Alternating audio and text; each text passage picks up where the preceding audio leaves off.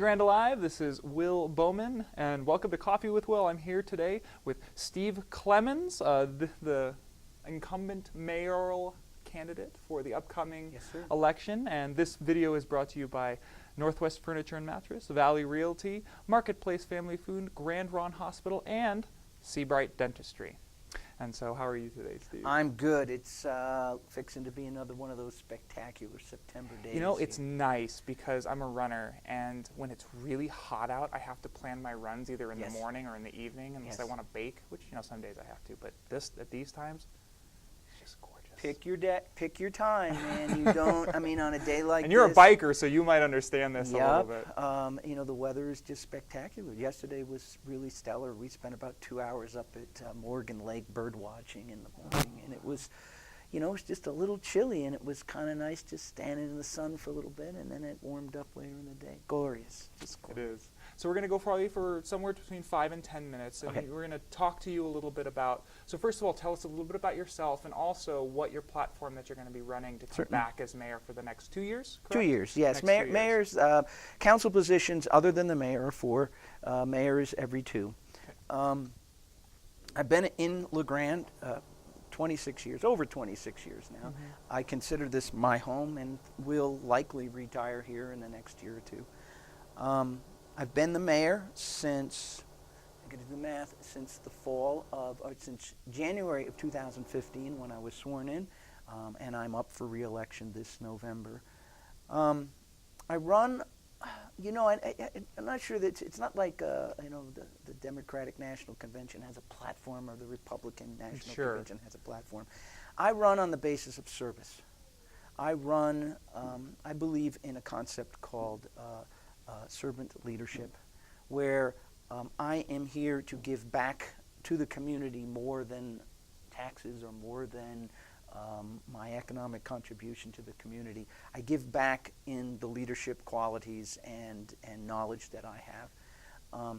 Prior to serving as the mayor, I served on the council for 12 years. I have a really good understanding of what happens in the community, how local government works, how local politics work.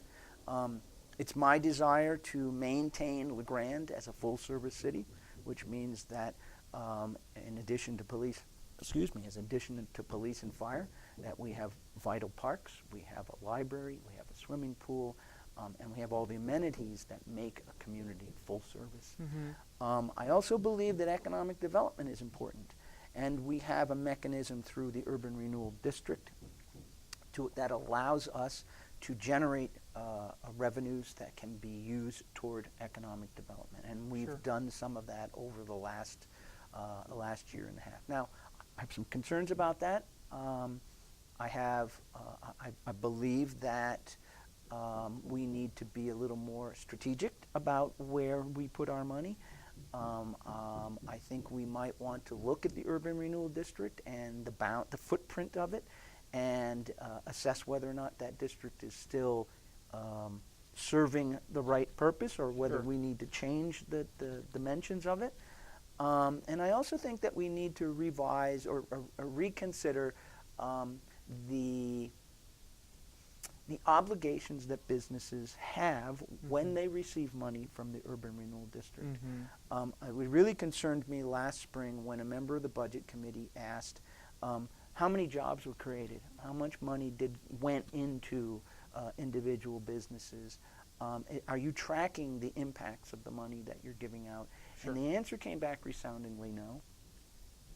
I can't tell you how many jobs are created as a consequence of Urban Renewal District money. I can identify the projects, but I can't identify specifically how much additional tax revenue was generated by those projects. And I think those are things that we need to step back. I mean, the council over the last 4 to 6 years has been very assertive about building those programs up.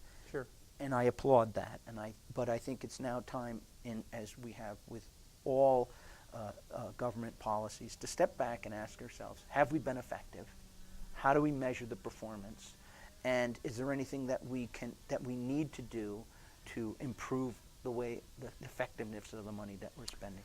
So, and that's interesting that you should say that, because I chatted with John Bozarth a little bit, and he's going to be coming in to do something very similar to this later on this week.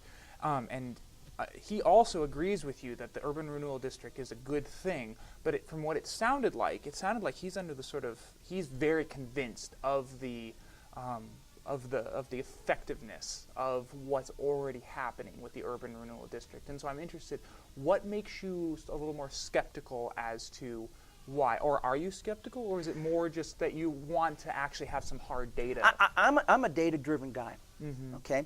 But let's take an example. The urban renewal district is fundamentally easy to understand, but it's also fundamentally difficult to understand. Yeah, explain a little bit, just briefly, what the urban renewal district is for people who may not know. All right. The funding for urban renewal districts is premised on any increase in the assessed taxed value within the district, starting at some point when the district was created. That increase in assessed tax value is what generates the revenue. So the first year it was put in place, there was none, because it was very little increase.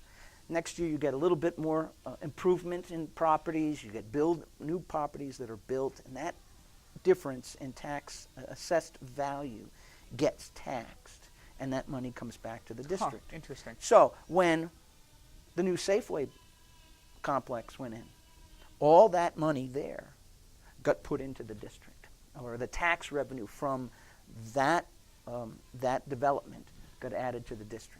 When the new, now it's MODA, when the MODA building was put in, that increase in tax revenue gets put towards the district. When the new doctor's clinic on Jefferson went in, that increase, before it was just so this is all the taxes on the property taxes. Yes. Okay, yes, so property everything. taxes. Property right, taxes. Right. Okay. So you have remember if you think not too long ago that 4th and Jefferson medical clinic there. Yes. It was a parking lot. Yeah. So the tax revenues on that parking lot are down here. Yeah, really low. Right. Next you to put nothing. in a $2 million building. The tax revenue goes way Way up. Right. Okay. So here's what my question is: has the money that the urban renewal district invested in properties generated those tax increases, or were those projects going to happen anyway without any kind of incentive from the urban renewal district? And if you look at the footprint of the district, a lot of development in the community happened within that district, whether we had anything to do with it or not. So you're wondering if it's just a correlation or if there's actually a causation there. Yes. Right. Okay. So that's important to you. Why? Well, because the money that we spend in the urban renewal district come from the increases in the taxes. Right. The increase in the assessed value and hence the increase in taxes. And if we're not, if what we're spending our money on is not necessarily generating additional tax revenue, then what is? Right? Sure. The other thing we have to be conscious about is that the urban renewal district overlays other taxing districts, and those taxing districts continue to collect taxes from the properties there, but they don't get the increase. And that's what I'm saying. It's a fundamentally easy thing to think about, and it's a fundamentally difficult thing. These other districts are foregoing, including the city's general fund, are foregoing increases in tax revenues because of the improvement in assessed value inside of the urban renewal district. The thing about the urban renewal district is this: it is our only source of economic development money. Sure. But it can only be spent within the district. And that's tough because there's businesses that are outside the district which are like, hey, we're businesses too. Exactly. We exist too, even though we're not right on Main Street, Yes. we're not right in the town kind of a thing. And the money that is collected through the urban renewal district can only be used by the district. This last year, and I asked for, I talked to the city manager when I knew that I was going to serve as the mayor in 2015. I said, what would happen if we underlevied? And there's all sorts of I mean, that's an interesting concept in itself. But what happens if we under-levied the urban renewal district? We didn't ask for the full amount of tax revenues, and we took some of the revenues back into the general fund. And he went through and he said, yeah, we could do that. We could not only do that, but we could still maintain the economic development programs that are in place. Ta-da, my idea. Okay? We can maintain our economic development programs as they exist, plus we can bring back a bunch of money to the general fund. And that's what we did, $500,000. Perfect. That's exactly what we needed. It'll go into a reserve, and it'll help us move forward with it, keep our general fund and our city services. So what's the difference between the general fund and the urban renewal district? Where does the general fund can be spent anywhere? Yeah. Okay. So in taxes, you have urban renewal district is a taxing district in itself. Okay. It's a separate entity from the city. The city has two budgetary funds. It has a general fund, which goes towards police, fire, library, parks, pool.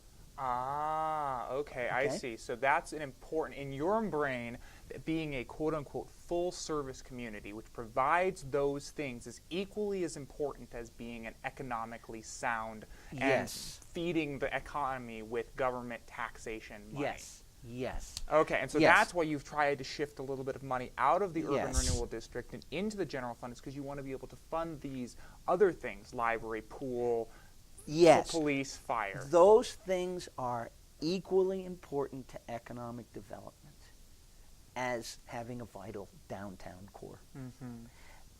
Businesses can take on risk and should take on risk in order to prosper and grow. You wouldn't be an entrepreneur if you weren't kind of into that risk piece of it. Sure. We can help through the urban renewal district to soften that risk when a business wants to expand or a business wants to come here, and we should continue that. Sure. On the other hand, if there are resources available within the urban renewal district that can be what I call harvested, brought back to the tax districts that are impacted, including the city's general fund, to maintain our full services, those are just as important in economic development, in my mind, as it is giving a private business money.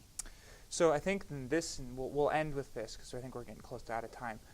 This is a really big difference, I think, between yourself and John Bozarth, I think. And maybe you can speak a little bit to that, because I think John, from what I understand, this is not something that I've actually gotten to sit down and talk with him about yet, but it seems to me like he's very on board with the urban renewal district, and he feels that those things you're talking about, fire, pool, library, those things, should rise up from a private sector, a healthy private sector, rather than being subsidiary as the government being, putting the money into those things. So instead of feeding money off from the urban renewal district to the general fund, instead that money should stay in the urban renewal district and go to businesses that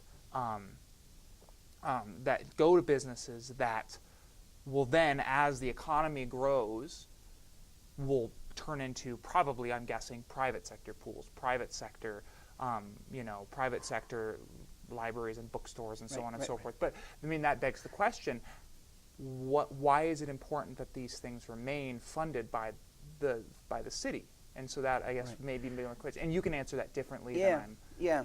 Let me see if I can wrap this up real quickly, Will. Because I think that's an important question for people, because they want to know why their money is being funneled from the urban renewal district in general fund, and why that's important, and why you feel passionate about that happening. We have to be careful to say that the urban renewal district is a different entity than the city. Oh, okay. It's a different budget. It's a different finance. It really is separate. And it gets confusing because the city council serves as the agency and also serves, the members of the city council serve as the agency. Investments in the urban renewal district should continue and must continue. Sure. When possible, if we can under-levy the urban renewal district to bring money back into the general fund, we should do that to maintain those services. city services like a library, like a park, like police, like fire, like the swimming pool, I don't ever see them, a private business going and saying, "Oh, I can run that. Mm-hmm. I can provide police service. Sure, we have security services, but who's going to run a park?" Mm-hmm. Exactly. And well, and the question, and it should, I mean, I'm sure that if we were living in a laissez-faire, and now we're going into theory, if we were living in a completely laissez-faire world, an Ayn Rand utopia, as it were, we would have private sector of these things. But the question then becomes, should we have private sector police forces, and should we have private sector libraries and those kinds of things? I don't think it's realistic to even think that way. Unless, because here's the difference. A government-supported entity like a library is subsidized 100%. It allows free access to information and knowledge. We maintain a police department and a fire department. Not so. I mean, I hope none of us here have to use it.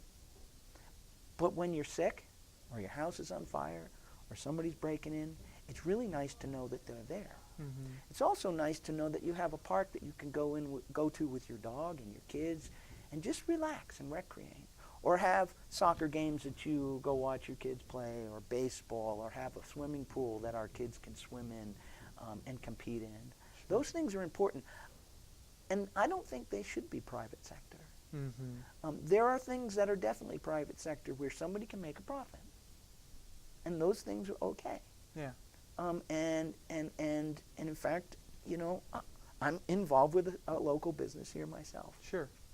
And I'm looking forward to the day that I can recoup some of the money that I've invested in it. Sure.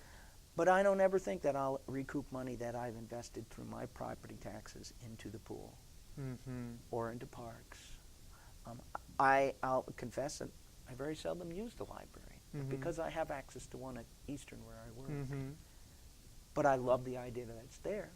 And when I retire and I stop buying books, I know that I can go to a local library and read a magazine, or borrow a book, or a music CD, or a video. Or, economic development is important, and providing the resources that we have through the Urban Renewal District are important. But that money can only be spent in the district. And it has an impact on tax revenues to all of the tax districts that Urban Renewal District overlays. And we have to be conscious of that. And we can't, if we want economic development, it's got to be beyond the district. I'm a quantitative guy, and I could go into numbers and the need for data to analyze whether or not our performance is going in the direction that we want it to go. But we haven't got the time today to go into that. No, unfortunately, we have such a short time, and we could sit here and talk about this for an hour. Yes, and someday, when Grande Live is a full TV station, we'll be able to sit here for a whole hour and discuss economic theory and how it applies on a local level.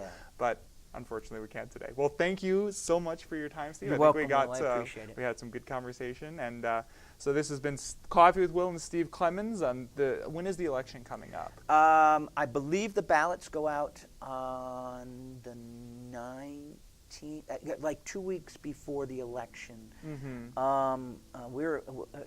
It's kind of nice in Oregon. We're vote by mail.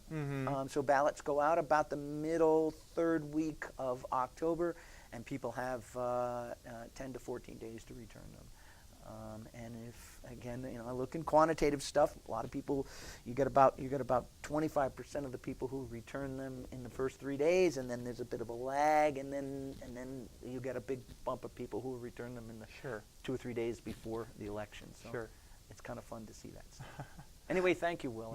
Thank you. I enjoyed the conversation, and be sure to tune in later on this week. We'll have a similar conversation with John Bozarth, who is the opponent for Mr. Clemens, and we'll go from there. All right. Thank you, Grande Live. We'll see you soon.